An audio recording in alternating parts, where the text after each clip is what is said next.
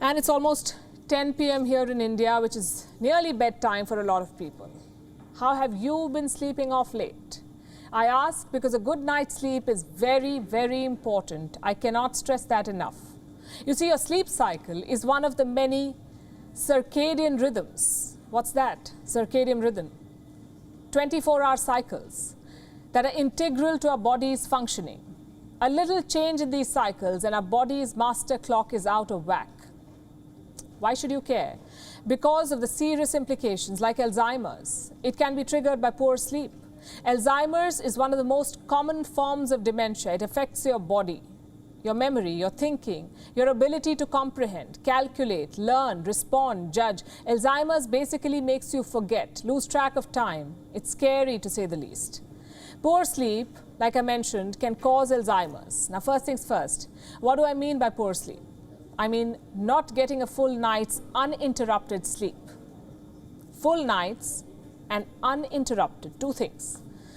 How much sleep qualifies as a full night's sleep? Let's refer to a study that was published in 2021. Researchers studied some 8,000 people between 1985 and 2016. All of them were 50 and above. The participants were asked a very simple question on 6 occasions. How many hours did you sleep at night? Over the course of the study, 521 people developed dementia. It was found that those who slept less than 6 hours at night were at greater risk. Another study was conducted by Harvard. It found that those who sleep for less than 5 hours every night are twice as likely to develop dementia. This is compared to those who sleep 6 to 8 hours every night. Should 6 hours and above be considered the safe limit then? Well, not really. The number varies depending on your age. What's constant, though, is the risk associated with not sleeping well, the risk of developing Alzheimer's. The obvious question is why? What's the connection? You see, our brain cells have something called the tau protein. And don't get fooled by its small name. Tau has a big role to play in our brain's functioning and malfunctioning.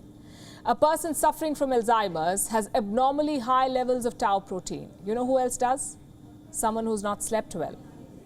So you get the connection. It is tau that links poor sleep to Alzheimer's.